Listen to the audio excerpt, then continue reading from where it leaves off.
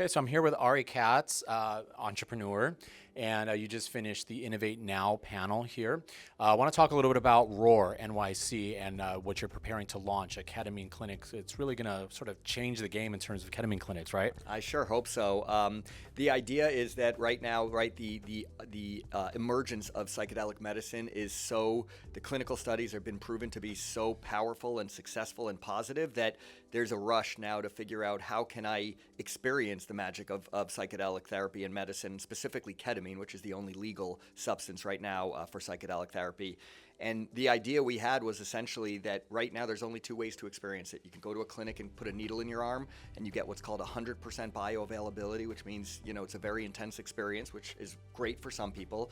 The other option is to get the at-home version where they send you the medicine in the mail, and the level of support you're going to get at home is going to be limited, right? It's all remote. So we are introducing a brand new concept of a ketamine clinic that we are launching in New York City in a couple of months, and it is going to be rooted in a sublingual, self-administered pill that you put under your tongue. Same thing you do at home, except now you're doing it in a safe space. We're going to have 2 integration coaches on hand. We're going to have a nurse practitioner for safety oversight, and we're going to be providing year-round integration and support for all of our members. So really focused on the integration and the work that our members are going to do to find that best version of themselves, as opposed to just selling them a pill and saying, good luck. So your background is in dermatology, and you made a huge success with CoolSculpting. And so I want to talk a little bit about how you plan on taking, what you learned from that experience with CoolSculpting and applying it here to something kind of different, but in some ways also somewhat similar. So talk a little bit about how you plan on taking some of what you learned through CoolSculpting here to ketamine therapy. Yeah, I'm glad you asked, because that's really at the crux of it. On the one hand, I have a personal passion for starting this business because I had my own personal experience with ketamine-assisted therapy that I believe changed my life. And so part of this is my second mountain. I'm trying to do something that I think would be great for the world. CoolSculpting was my first mountain, and CoolSculpting was rooted in understanding it was essentially a mousetrap where we had this incredible treatment called CoolSculpting. Was a non-invasive fat reduction treatment, and almost everyone I knew had areas of fat that they'd like to freeze off, right?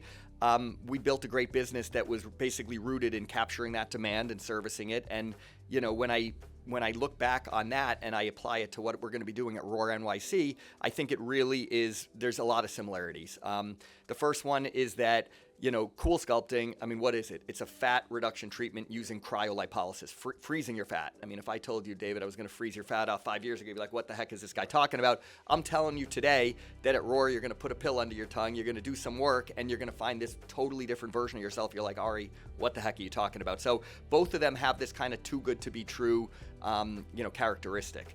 Additionally, both of them have incredibly high clinical results. So CoolSculpting had been done millions of times and had this high rating on Real Self. And, ketamine-assisted therapy, every clinical study done is insanely positive. So the science is there, the clinical outcomes are there. And then the price point. We were charging in the $3,000 to $4,000 a treatment for CoolSculpting, and that was, with the number of cycles they would buy, it would come out to about $3,000 to $4,000. It was a decision people would make somewhat emotionally because they look in the mirror and, summer's coming and they didn't feel great about the way they looked, so it was a little bit playing off of an insecurity. With ketamine-assisted therapy, the price point is going to be similar. We're going to be selling a package of 4 over the course of a month, once a week, and it's going to be also in the range of between $2,000 and $4,000, so very similar to CoolSculpting. And again, I don't want to say taking advantage of an insecurity people have. I think at the end of the day, we look at the macro environment we experienced while we were building the CoolSculpting business, like consumer sentiment was high, confidence, market, everything was up and people felt good and they wanted to spend money on, I guess, making certain parts of their body disappear. The environment we're in now, David, is such a different environment. The broader macroeconomics are down. Consumer sentiment is down. People are depressed, and I mean that both figuratively and literally. And so we're looking at that and saying, okay, before that's what they wanted. They wanted CoolSculpting, and God bless them if they still want it. And there's plenty of great CoolSculpting providers out there. But there are so many people right now, David, who are suffering in a variety of ways. And one of the best things I heard at this conference earlier today was Shelby from Lion Point said, it's great to focus on treating the unwell. We also have to treat the well. And that's what I was when I had my own ketamine-assisted therapy. I was in a stable place, holding down a job, holding down a relationship, thank God, and I still had this incredible breakthrough. So I just think that there's an enormous opportunity right now to really usher in a new era of mental health for this country, for this world, and just turn on the news, turn on the internet, go on social media. The world needs it right now. And so that's really my passion for starting this business. So when we talk about ushering in this new era of mental health, a big part of it is going to be marketing, and that was part of what was discussed on your panel. I want to talk to you a little bit about what you plan on doing through ROAR NYC from a marketing standpoint, how you're going to create a level of relatability to individuals out there who could certainly benefit from ketamine therapy, but maybe don't know about it, or maybe there's some hesitation there. So what is the marketing strategy going to look like here to go out there and really tap into a consumer base that, could really benefit from this type of therapy? That's a great question, David, and I'm glad you asked. It's really interesting. I had this kind of epiphany in the last couple of days, and essentially, when you think about the normal way people market, they're marketing you something that they're going to then service you with. So with CoolSculpting, we marketed CoolSculpting, right? CoolSculpting as a brand marketed itself, and then we marketed it as a service provider. Then the patients would come to us, and we would put the CoolSculpting machine on them, and the CoolSculpting machine would do the work, and they would lose the fat, and everyone was happy. They were paying us, and we were doing the work. In ROAR, at ROAR NYC, it's a very different approach, which is totally unconventional, and that is, they are paying us so that they can do the work. They are paying us so that we can give them the medicine that enables them to have that kind of experience that will allow them to reset and reintegrate the experience into creating a better path for them. And so, one of the biggest foundational premises of this business is that we want to find people who are hopeful and positive mind around this medicine and believe it's going to work. We don't want to have to convince anyone. And so that's really different than traditional marketing. Even CoolSculpting, which was a great treatment and the efficacy there was no question about it, you still had to convince people, here's before and afters that you can relate to, here's what it's going to feel like, here's what you can expect. And you had to nudge them a little like traditional sales. At ROAR NYC, if you're not ready, we're not ready. In other words, the people who come in saying, oh my God, I watched, Change Your Mind on Netflix. I watched 9 Perfect Strangers on Hulu. I've been researching this industry. I am so happy that you guys just opened this type of concept because I don't like needles, and there was no way in heck I was doing this at home. I can't wait to try this. That's the person we want, because with that mindset, someone who's willing to completely relax, and we say the ROAR method is relax and release control, optimize everything, accept whatever happens, and recommit and rediscover the best version of you. So the best person for that experience is someone who comes in bullish, excited, optimistic, and hopeful.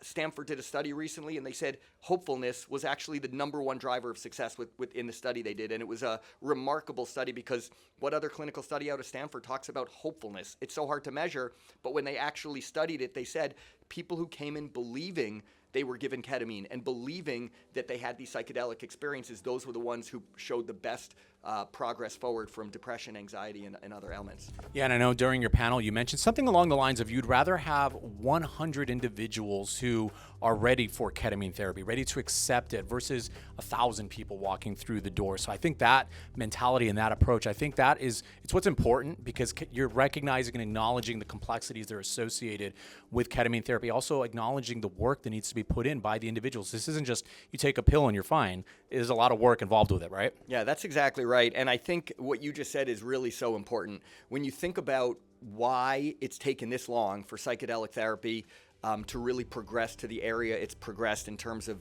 now the economic, evolution that's starting to happen, I think it's because there wasn't enough control around the way it was marketed and messaged and experienced, and it created a free-for-all, a little bit of a wild, wild west. And so I think the worst thing we can do right now is just give this medicine to everyone and say, have fun. Because while some people, like I experienced my own personal journey from home and it worked wonderful, for every guy like me, there's 10 versions of me that are out there just buying drugs and tripping at clubs and going to raves. And to me, that's the scariest thing for this industry. That type of experience and that type of kind of the spread of that experience is what's going to make all of our jobs harder. And so to me, when you talk about serving 100 out of 1,000, we're at a very, very important phase of the evolution of psychedelics as real medicine. And the best thing we can all do, whether you're an at-home provider, you're a clinic, or you are like doing what we're doing, is give people great outcomes. And when we talk about great outcomes, it's not someone saying, oh my God, that was so trippy. It's about actually being able to come in and say, I was stuck. I was not in a great place. I didn't even know how stuck I was. That was, for me, David, that was my biggest breakthrough with ketamine-assisted. I didn't realize I was walking around with a 500-pound bag on my shoulders for 40 years. And when I did one dose of ketamine-assisted therapy, I was immediately relieved. And if you can create more people to have that experience, now this industry has a chance to actually evolve into a credible industry. To me, it's the number one challenge we're going to face. And unfortunately, I know there are a lot of businesses out there that maybe are more focused on making money than in actually ushering in this new generation and era of mental health. And I know the people here all care about that. And to me, the more people that we can get who really have skin in the game and have integrity and have a moral compass about what we're doing here, I think the better for all of us. So I hope to be the leader of that, new era.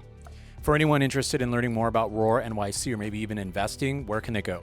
Well, right now you can check us out at roar-nyc.com. You can hit me up on LinkedIn, Instagram. We're very excited about breaking into this space, so definitely appreciate all the exposure you guys are giving us, and such a great industry. So happy to be here. Ari Katz, thank you so much for stopping by.